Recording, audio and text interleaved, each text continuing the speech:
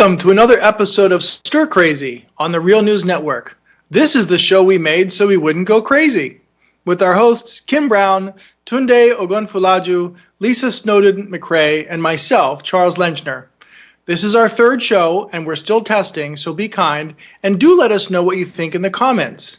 Are we helping you survive another day in isolation? And on to our first story, and I'm talking now with Tunde. We're looking at this video that was posted on Common Dreams with AOC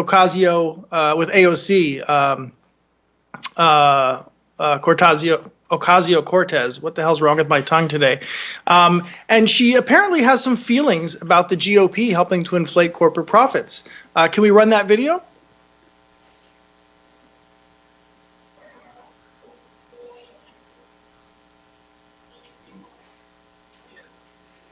I mean, I can also step in as AOC if you'd like. Thank you, Mr. I think that would be. Thank you, Mr. Speaker, and thank you to our Majority Leader.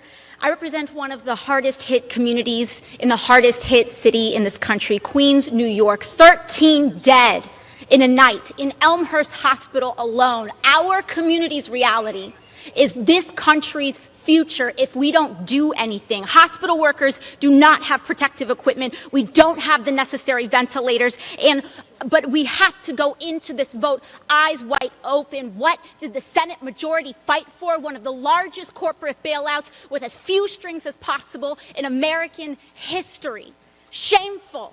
The greed of that fight is wrong for crumbs, for our families. And the option that we have is to either let them suffer with nothing or to allow this greed and billions of dollars, which will be leveraged into trillions of dollars, to contribute to the largest income inequality gap in our future.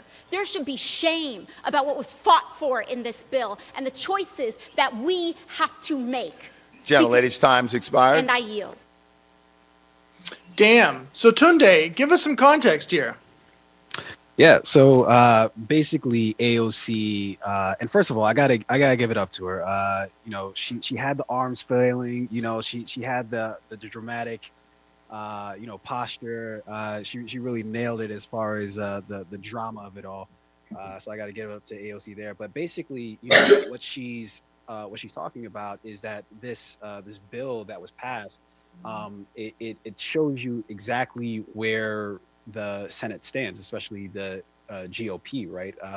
That the $2.2 trillion stimulus package has a big corporate fund of about $500 billion for corporations, and then also $377 billion for small businesses, and then $1,200 as a one-time check to individuals, which lets you know exactly where they stand. And what's happening with that individual payment as well is it's means tested, meaning that if you make over a certain amount, I believe it's $75,000. If you make over $75,000, or if you show that you make $75,000 last year with last year's tax return, then you're not eligible for this stimulus package or this check. Meanwhile, the corporations themselves, they're not means tested. So, Boeing or whoever else out there is that's getting, some of this stimulus money. It's not like they're having to show whether, they actually need the money or not. So it basically just shows you exactly where all of the allegiances lie. And, AOC has a right to be pissed off. We're lucky she just used the words she did. I would have wanted to see her throw a shoe at somebody. That would have really spiced things up a bit, just throw a shoe at, whoever was sitting in front of her. I don't know whether it was, who else was sitting there, but, that would have spiced things up a bit. One of the thoughts I had watching this is that one of the supposed benefits of capitalism is that the government will not use taxpayer money to prop up failing industries. And here we are about to prop up failing industries with $500 billion. And part of me wants to kind of, cross my arms and say, well, look, private corporations, if you can't handle the stress of a pandemic, maybe your system of organizing who owns what and manages it is wrong and doesn't work. What do you have to say about that? Yeah, I mean, look, there's no doubt that there are some corporations out there that are going to need some help. I mean, everybody's being rocked by this, coronavirus right now, and it's leaving no stone left unturned, right? It's affecting everybody. Um, but putting measures in place to be able um, to signify the need for it, if individuals have to do that, then corporations should do the same, right? So those same corporations that, they love to, what do they say? That we privatize the gains and socialize the cost, right? And that's exactly what they're doing with this stimulus bill, and it's no different from what happened back in 2007, 2008, right? When Obama had his stimulus package as well, right? That a decent, uncomfortable proportion of it went to corporations instead of going directly to people. Like I remember it was, unless I'm mistaken, anybody could correct me if you want, but I believe it was like $600 per individual that people got. I got a $600 check in 2009, Yeah. and I wanted to throw it right back in Barack Obama's face. Like, yeah.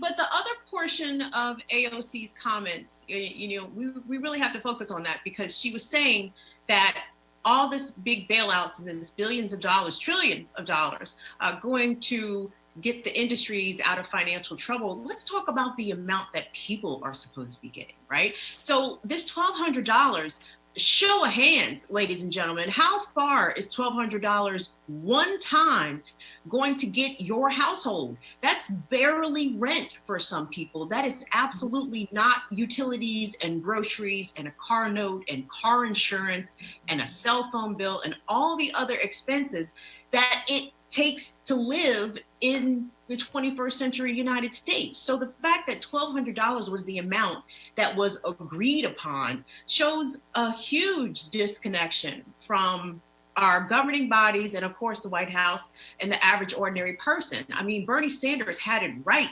$2,000 a month through the duration of the pandemic sounded very feasible to me. I mean, especially all of us here who live in the Baltimore, Washington, D.C. corridor, and to all of our viewers, if you live in New York, you live in Philadelphia, you live in LA, San Diego, the Bay Area, it costs, baby, way more than $1,200. So yeah, she's right. They ought to be ashamed, because they're not taking the needs of the average working person or even non-working person into consideration when they came up with that bullshit ass number.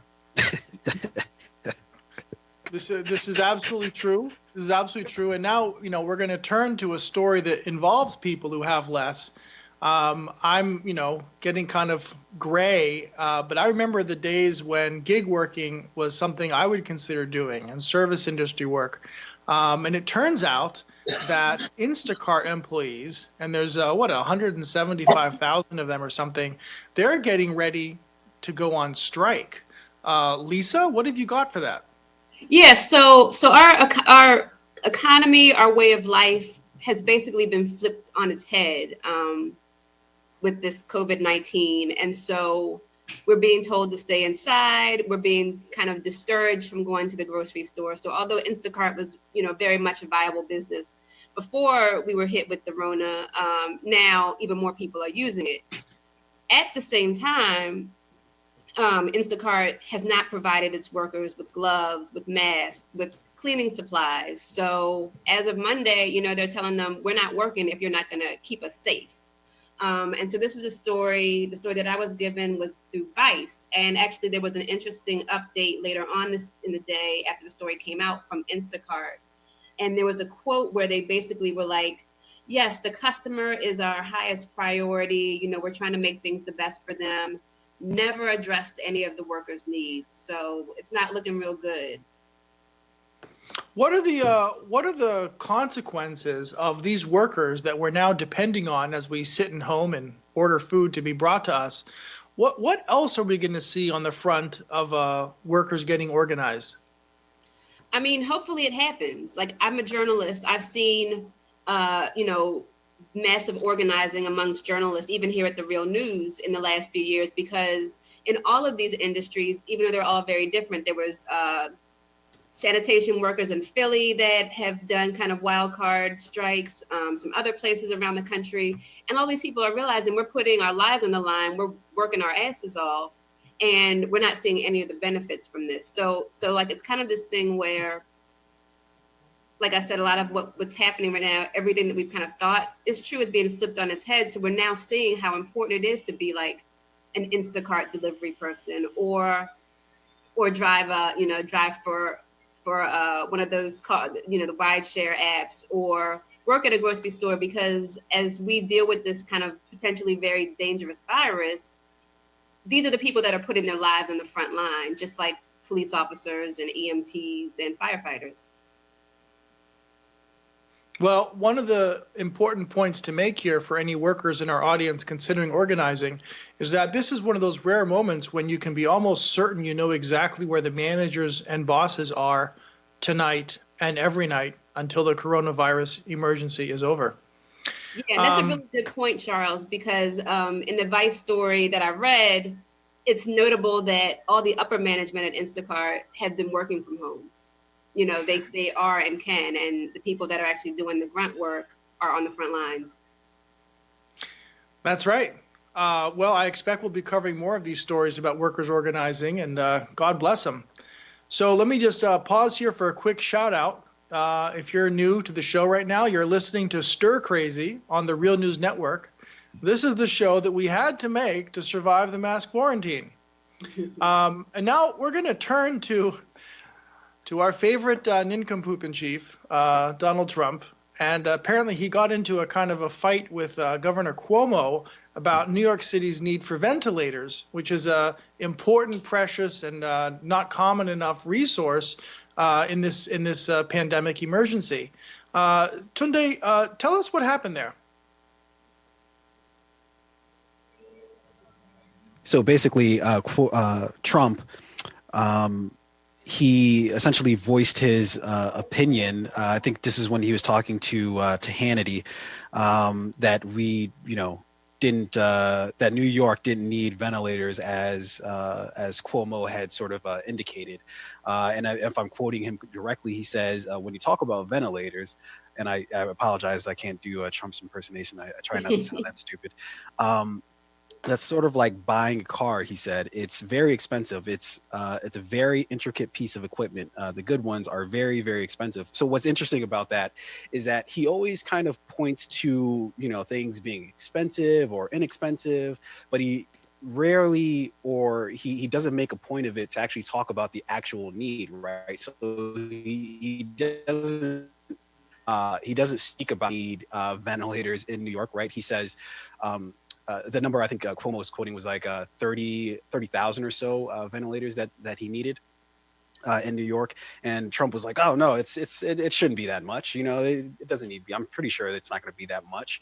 But that's not based on any actual fact of the situation. And then if you're Trump, why is it that the ventilators are for people who have underlying issues, and obviously the coronavirus, is a respiratory, or it can cause respiratory complications for you.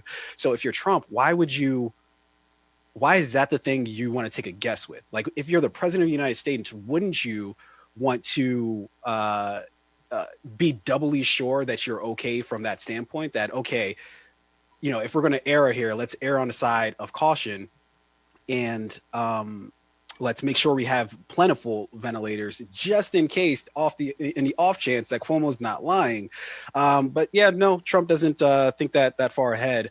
But Kim, I think we have an update, right? There was an update about Trump enacting the Defense Protection Act. That's correct, right? That's right. Shortly before we began our live broadcast, Donald Trump did go ahead and authorize the Defense Protection Act, which will compel General Motors to begin producing ventilators. Now, Trump had said that GM was already on board making ventilators. However, there was some issue with the amount, either the amount that GM was intending to charge the government, or with the number of ventilators that they were going to produce.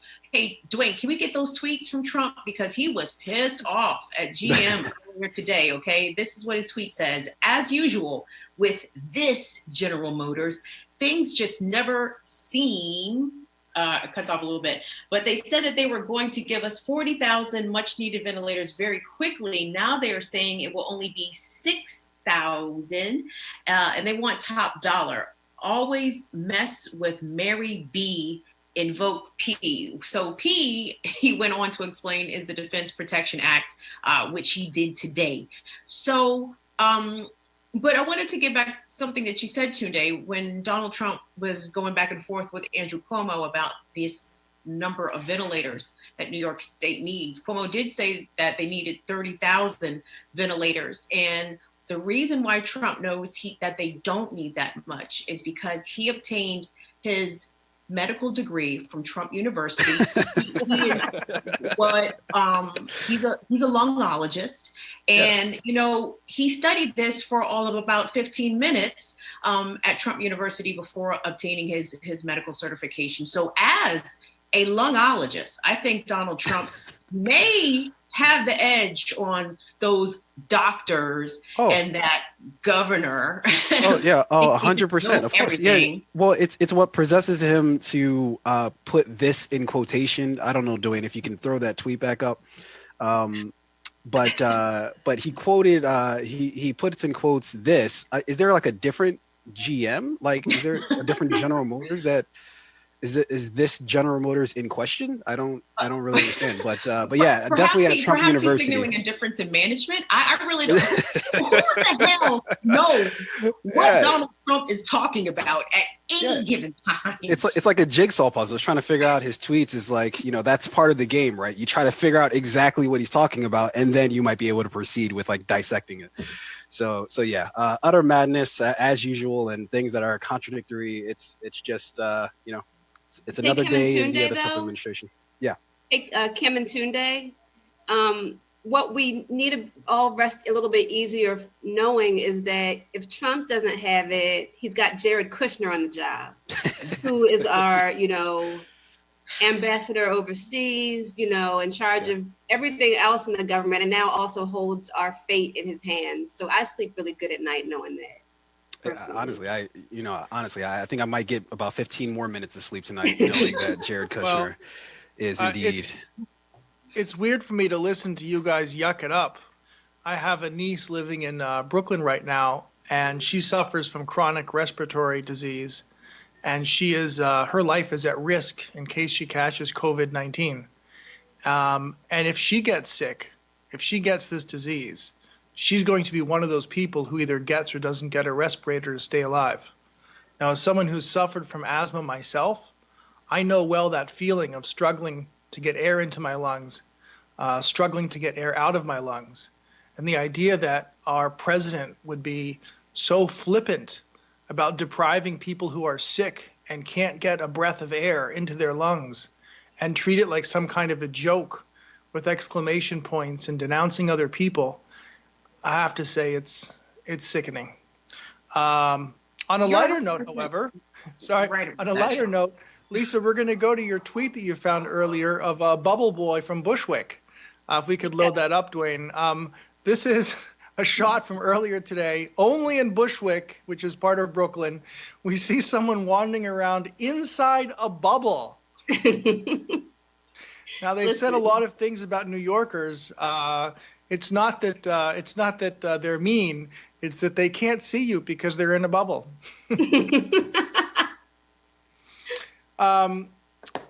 Could you load up, Dwayne, the Cuomo tweet? He did respond to Trump's shenanigans, and it was pretty sharp. And even though we're no big fans, this needs to be said. I hope New York doesn't ultimately need 30,000 ventilators, but I don't operate on opinion and hope. I operate on facts and data and science. All the projections say we will need 30 to 40,000 ventilators. So that is what we will strive to have. Oh, Cuomo, if only you had the same attitude towards climate change, we might even like you. Hey, also prisoners. in New York who he's been very, very slow to, you know, treat as if, you know, they need to be saved from COVID-19 as well as the rest of the population. That's right. That's right. And there is a serious effort underway to get him to release incarcerated individuals who are elderly or sick or could be eligible for bail if they could afford it. And he's refusing to budge so far. Moving on to the next story, we are going to go to the Bloomberg story about the Trump campaign threatening television stations, privately owned television stations, if they air an attack ad on him. This is an unprecedented interference in the free speech of commercial television stations. Who's got something to say about that? Well, this is very Kim Jong-un-ish, you know, if that. I mean, this is the road to the type of authoritarianism that we see in other places. But here it is right here in our face. So what Donald Trump is proposing, or at least threatening these television stations with a legal action, but he's also threatening their broadcast license. And he threatened to revoke broadcast licenses through the Federal Communications Commission, the FCC. Now, the FCC is run by a Republican, but I would hope that our constitutional freedoms of free speech, especially political speech, will be upheld. And Donald Trump's legal team has to know, I doubt that they care, but they definitely know that they have no legal standing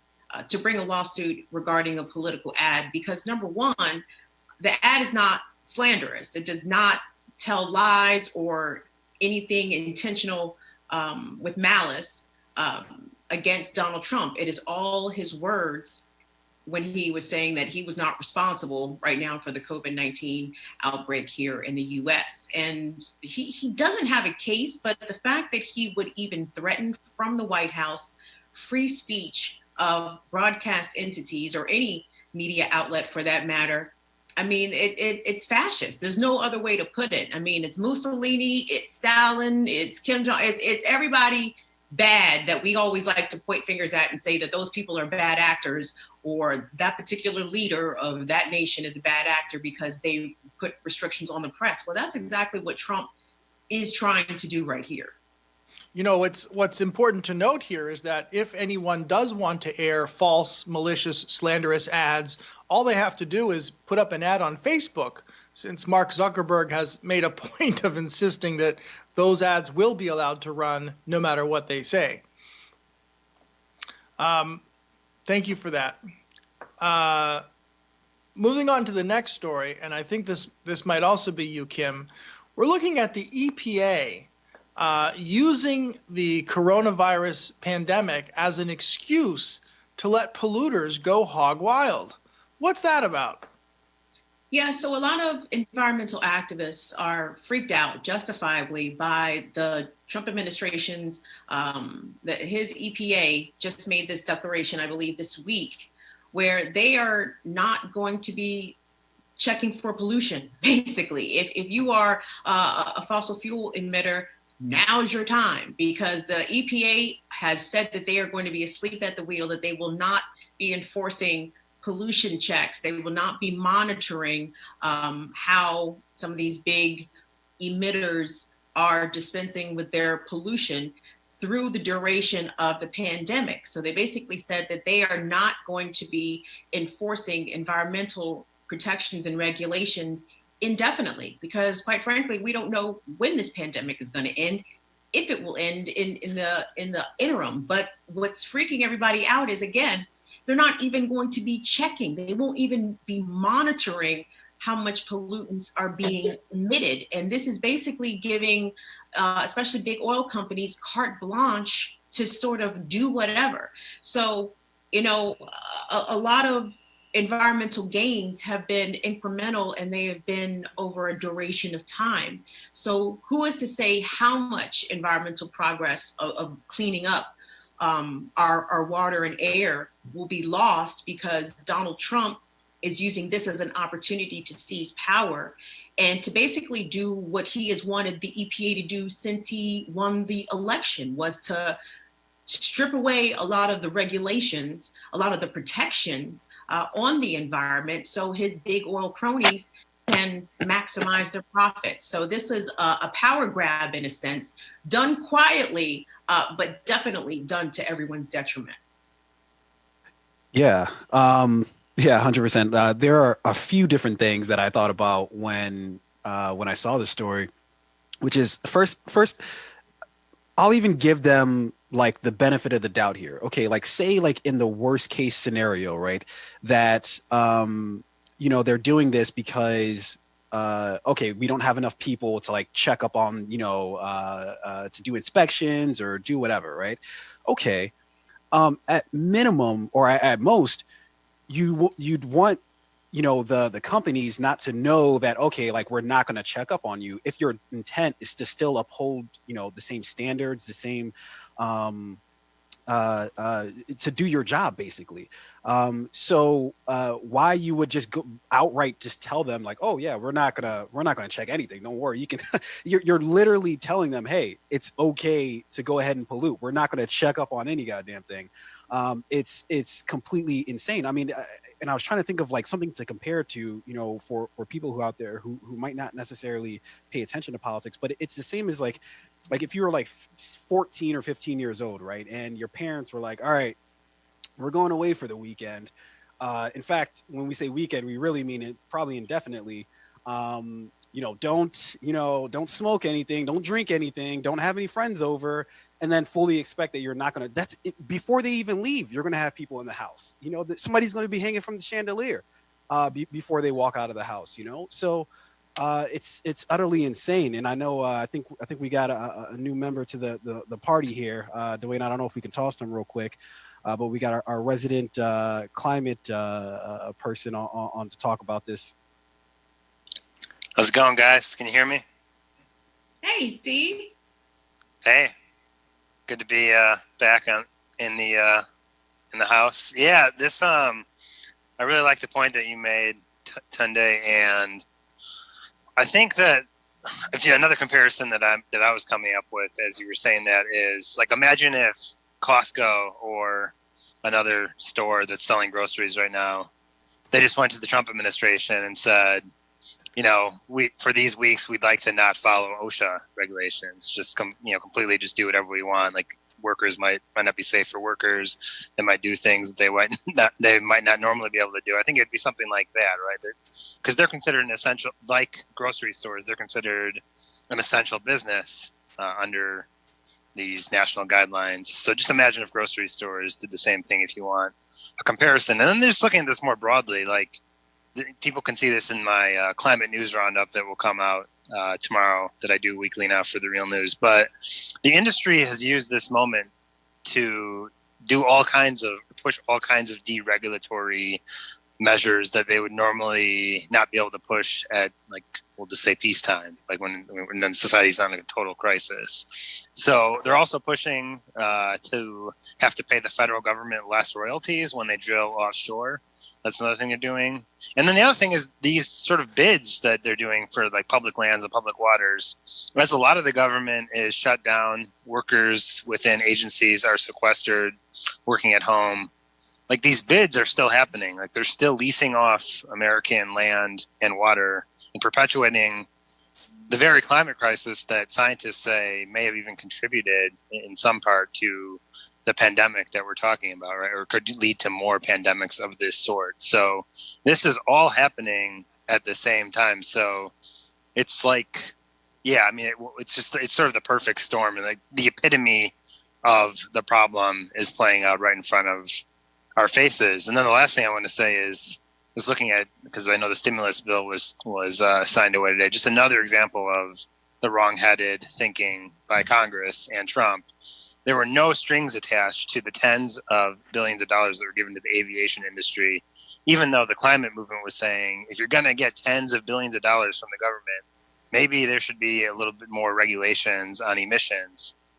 There were no strings attached. And then on top of that, I saw that United and American are thinking about laying off workers come September or October once the deadline wears off. So we are really, it's just a really crazy moment that we're living through.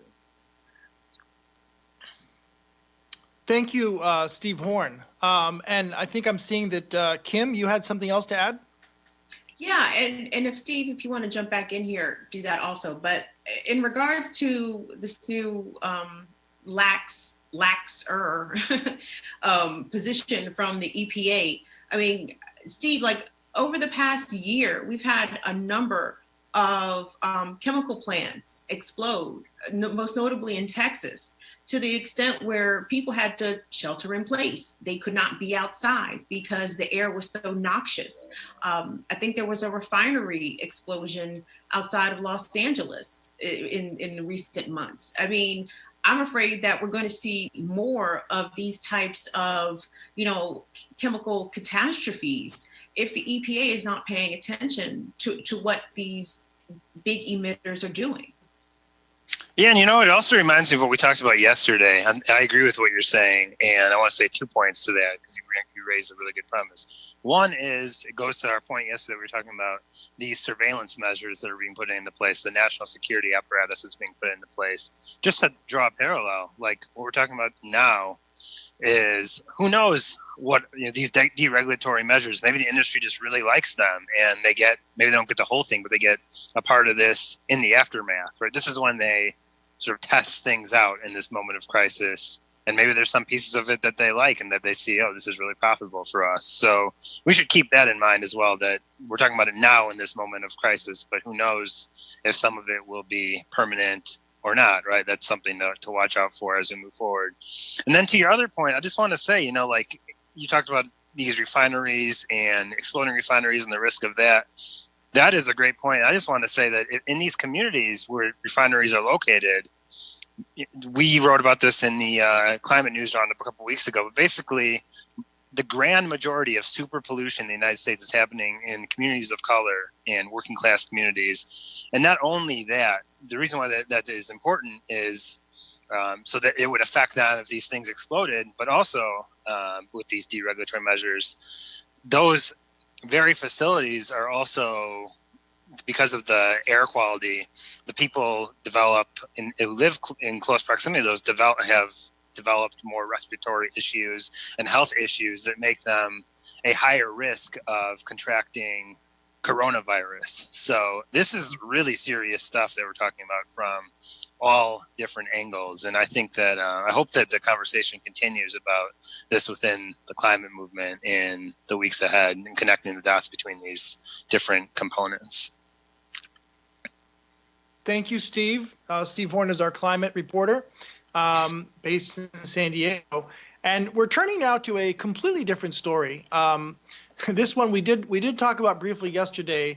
Really, it's about the fact that candidate Joe Biden has been accused by multiple women of various kinds of unwanted touching and sexual assault.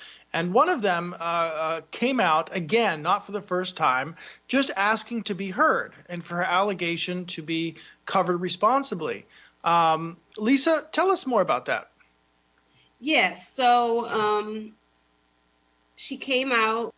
She said, some things that happened. It was reported on by The Intercept. Howard Dean decided that he needed to weigh into this and decided that, yes, the story may or not be true. It's not credible. He says this thing that says basically, I believe women, but The Intercept is not good. It's the Fox News of the left. What people, just jumping in, what people forget is that the same journalist in the same outlet is the one that did the Kavanaugh de Blasio truth-telling that happened when Kavanaugh was being nominated for the Supreme Court. So the idea that members of the resistance would turn around and say, "Oh, back when you went after Kavanaugh, that was real news," but when the same team goes after Biden, now it's fake news. So when I'm not executive producing at the Real News Network, I'm also a journalist here in Baltimore, and I've done a few Me Too stories. actually the stories that I've written had to do with the Black activist community here. And I guess the thing that unites everyone, Black, white, liberal, centrist, whatever, is that nobody wants to believe that their friend could be a sexual harasser. So, so yeah, to your point, Charles, that was journalism when it was somebody that they didn't like, when it's somebody that they've, you know, decided to throw all their weight around behind, despite many, many, you know, things that maybe would have you question this person. All of a sudden, it's okay to, you know, delegitimize these reporters, delegitimize this woman. And so this response doesn't surprise me. But the thing that I saw today was that there's a whole hashtag. It's like Time's Up Joe Biden and, you know, unendorsed Joe Biden. So it'll be interesting to see how that kind of progresses. So here's a question. Let's take advantage of the fact that you're a professional journalist. Leaving Governor Howard Dean's terrible take aside, how should the mainstream press be looking into this allegation in a responsible way? What would that look like? It would look like, honestly, what was done in this Intercept piece. You know, it said the facts. It said the things that make people maybe not believe this woman, that she was a Sanders supporter, that she's posted some kind of interesting things about Putin. But it lays the facts very bare and leaves you to kind of make what you want of the you know, of what they are. So, I mean, it seems like we're in the state now where everything is on fire all the time. So I don't know if that's why, or if it's, you know, there's so much going on, but this story doesn't seem like it's gotten a huge amount of traction, but I think it's the media's job to pursue it. If this is the man that's going to be the Democratic, you know, nominee. Yeah, but that's kind of the thing, right? Is that, you know, he's in the club. So therefore, he doesn't get scrutinized as much as somebody who's not necessarily in the club, or somebody who's in the opposite club. So one of the things that I found interesting is that going back through some of Dean's old tweets is that you could see his support actually of Dr. Ford during all those Kavanaugh hearings. And he seemed to believe women then, but now, okay, The Intercept, they're not a credible source, you know, and which is rich because he was comparing them to Fox News. But I mean, to compare Fox News with The Intercept is laughable, even to, you know, the staunch critics of The Intercept, right? So, you know, there's been a few things that I don't necessarily agree with Glenn Greenwald on, but you can't say they have as much credibility as Fox News, or that they're either as credible as you would call a Fox News. Is completely preposterous. I mean, Fox News has done things like video manipulation, photo manipulation. They constantly play super fast and loose with facts. So to compare the two is utterly preposterous. And, you know, I would just like to say that, you know, for somebody who's my age, one of the only things that I really remember Howard Dean for is Dave Chappelle making fun of him with the whole thing. So in reality, I don't know how much sway he really has nowadays, or if he's really relevant. We had given him so much country after we got Trump. We were all like rethinking making fun of him. I was working in TV news when that happened here in Baltimore, and we all just kind of froze in the newsroom. But in recent years, like, that's not so bad. But now, no, like, not bad at all. It doesn't even make sense how that, you know, to look at the contrast to how that derailed his candidacy versus anything that Trump says, like on any random day. It shows you exactly how far we've descended. Yeah. Well, I think it's an important point to make here is that Governor Howard Dean knows a thing or two about media bias. So seeing him, you know, spout this nonsense is especially reprehensible at a time when we really do need to do something to stem the tide of fake news and emphasize, if you will, the importance of real news. Charles, if I may. Yes. Can I hop in here real quick? So I know everyone has probably seen the hashtag that's trending today, unendorsed Biden. I think that the Democratic establishment, people who are right now saying that we have to defeat Trump at all costs, we really need to pay very close attention to Ms. Reed's accusations about Joe Biden. Do I think that Joe Biden would get elected and start sexually assaulting people in the Oval Office? I doubt it. But at the same time, you know, he has a documented pattern of behavior for being creepy.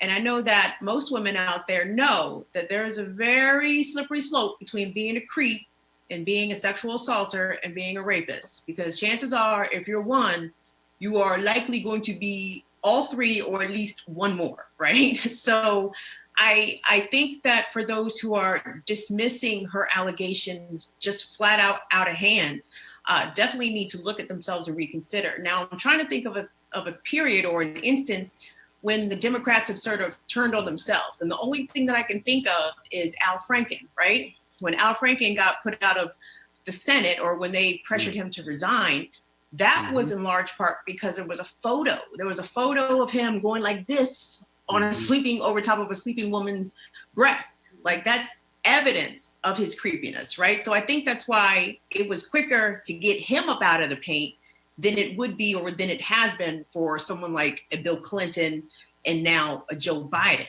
But we're at a point during the primary cycle where, number one, the rest of our primaries are kind of up in the air, right? I mean, I think a couple of states, Maryland being one, said that they're going to push back their primary date. I think DC today made the announcement that they're encouraging voters to do early voting and possibly vote by mail. But this primary cycle is not over.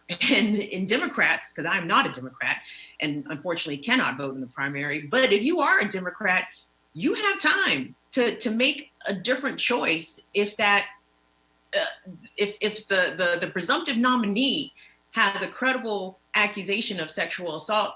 Please don't put another pussy grabber in the White House, please. Like, please, pretty please. I know Trump is terrible, but we have to stop rewarding bad behavior, regardless of how much we may like the person. There's a lot of people who have been charged credibly or accused credibly of lots of stuff that I don't like, you know, and you have to make a decision. You know, are you still going to be bumping R. Kelly's albums, or are you going to say, you know, it's time to put R. Kelly aside and move on in a different direction, right? So I think really Democratic voters have to ask themselves the R. Kelly question at this time. That's right. Thank you for that, Kim. And just a reminder that you are listening to Stir Crazy on the Real News Network, which is supported. Our work is supported by donors and viewers like you. And here's a pitch to make sure that you donate. Hi, my name is Kayla Rivara, and I'm the Chief of Staff here at The Real News. We're in our spring fundraising campaign, and we need to raise $50,000. Every dollar will be matched, and we can't do it without you. So please go to therealnews.com and click the donate button. Thank you. We'll just pause here and wait for you to hit that donate button. All right. Isn't awkward I at see all. you. Thank you for that. Thank you for that.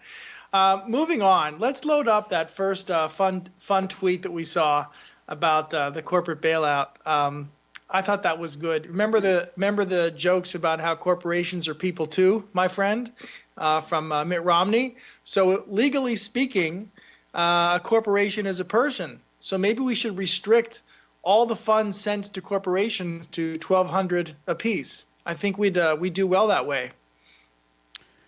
Yeah, when I first looked at this, you know, it's in like that's exactly it. Like that's the utter insanity that we're in, right? Like, and anybody can feel free to correct me if I'm wrong, but I believe it was because of Citizens United that we're in this weird realm now where corporations are considered people now in terms of being able to donate to different political campaigns and such.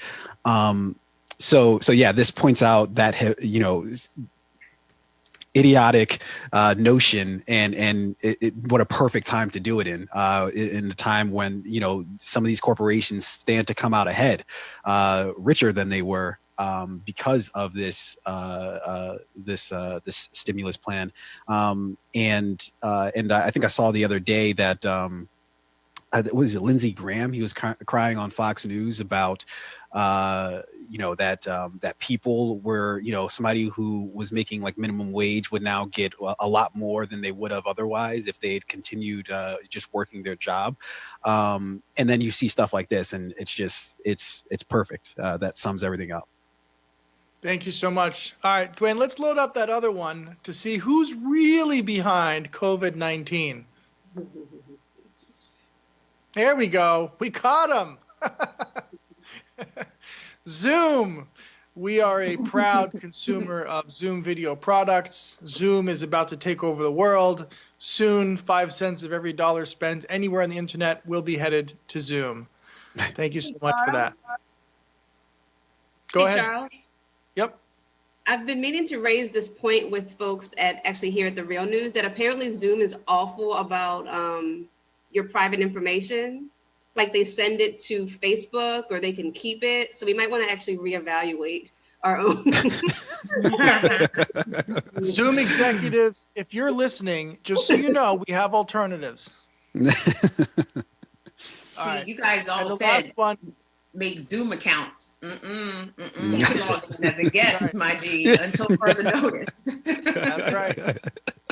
All right, last one before we finish up for the day. Back to you, Tunde. Yeah, so I was kind of scouring the internet looking for some funny stuff. So quarantine routine was trending this morning, and this is one of my favorite ones, which is quarantine routine from 9 a.m. to 2 a.m. Cry, which is pretty. I think that pretty much sums up where we're all at right now. But what I wanted to do actually was toss it to everybody else to see what everybody else's morning routine looks like in the wake of the Rona. Is it Rona or Roni? Which one are we going with here? I've heard it both ways. Rona? Bobby Brown sung about Roni, honey. Isn't he canceled, Kim? Isn't he canceled? Yeah, no. Bobby Brown, the king of R&B. He's on the margin at best. Yeah, what's everybody's routine? What's everybody looking like? If the camera comes to me, I got a hint. There we go. Get it started. All right. Out the gate. All right. And we're not going to share information about exactly when that was consumed. Fair enough. All right, listen, I want to give everyone a really nice send-off as we close this program. It's our third day. It's still a pilot. We're testing it out. We'd love to hear from our audience what you think about it. And in addition to myself, Charles Lenchner here at the Real News Network, we had Lisa Snowden-McCray, who's the executive editor at the Real News. We have Kim Brown, who is a Leo and notable curmudgeon, and we love her for it. And we have Tunde Ogunfolaju, host of the Fade podcast, which you can catch on all the podcast networks. Thank you very much for listening and staying tuned. We will be back soon, but we're not sure when.